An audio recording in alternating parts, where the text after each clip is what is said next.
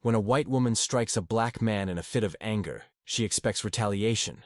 What she doesn't anticipate is a response that leaves her questioning her own actions.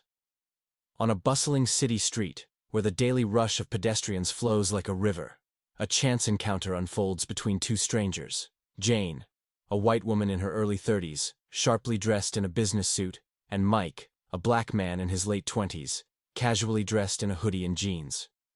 Both are waiting in line at a local coffee shop, engrossed in their own thoughts. The street hums with the noise of cars passing and people chatting as they wait for their caffeine fix. As Jane shifts her weight impatiently from one foot to the other, she jostles into Mike while trying to push past him, clearly in a hurry. In doing so, she accidentally knocks over his coffee, spilling the contents all over his jacket. Mike is taken aback, momentarily stunned by the splash of hot liquid on his clothing, but he keeps his composure.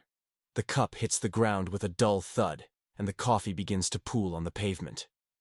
"Watch where you're going!" Jane snaps, her voice harsh, a flash of anger in her eyes as she glares at him. Mike, visibly surprised by her outburst, holds up his hands in a gesture of peace. He looks at her with calm eyes and responds, "Hey, no worries. It was an accident. It's just coffee." But Jane doesn't seem to hear him. Her frustration is mounting, and she refuses to take any responsibility for the situation. The coldness of the street air contrasts sharply with the heat rising in her chest. She steps closer to him, her voice growing louder. "You did that on purpose. I bet you're just trying to make a scene." Mike, still calm, glances at his jacket. "No, it wasn't intentional. Look, it's fine. We can just clean it up." But Jane isn't listening anymore. Her face is flushed with rage, her body stiff and confrontational. Without warning, her hand swings out and slaps Mike across the face. The sound of the slap echoes through the busy street, drawing the attention of a few passers-by. Mike recoils for a split second, his expression frozen in disbelief. The crowd around them falls silent as they witness the exchange.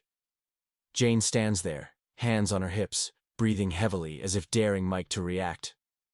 But to her surprise, Mike doesn't yell. He doesn't raise his voice or retaliate. Instead, he takes a deep breath, his eyes narrowing slightly, his posture unfazed.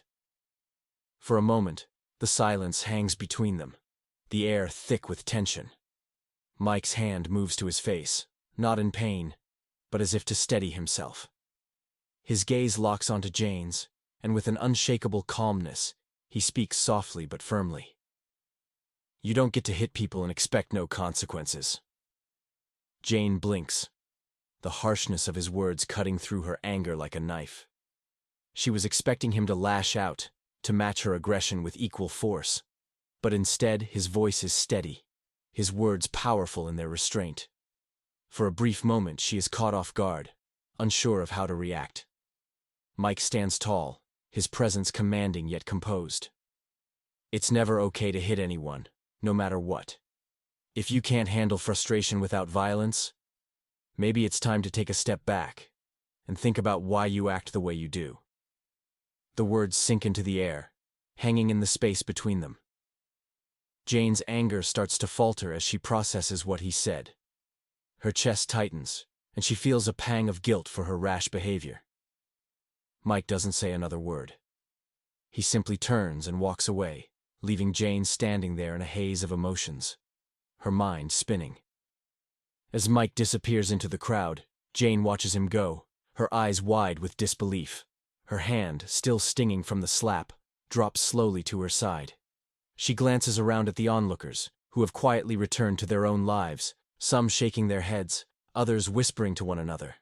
No one intervened, no one challenged Mike. They all just watched in quiet respect as he walked away, unbothered by the confrontation. Jane stands there, her thoughts racing. She feels the weight of her actions pressing down on her, the realization of how she let anger dictate her behavior. Her breath quickens as the rush of guilt floods in. What did she expect to happen when she slapped him? Was she looking for a fight? Or was she just frustrated with her own life, taking it out on a stranger? The cold wind blows through the street, and Jane wraps her arms around herself, suddenly feeling exposed. She looks down at the coffee on the ground, now cold and splattered on the pavement. The mess is a metaphor for the chaos inside her, a chaotic, unthinking reaction to something that didn't need to escalate. In that moment, she feels a shift in herself. A quiet voice in her head asks why she couldn't have responded differently. Why she couldn't have taken a breath before reacting. She wishes, for the first time in a long while, that she had taken a step back before acting out of anger.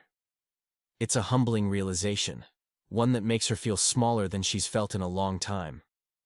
As the crowd continues to move around her, Jane slowly walks away from the scene, her pace slower now, her mind still processing the interaction. Mike's words echo in her mind, and she knows that she won't forget the calm way he responded, the way he didn't let her actions control him. His strength was in his silence, his ability to remain composed in the face of provocation. And for the first time, Jane wonders if there's more power in restraint than in rage.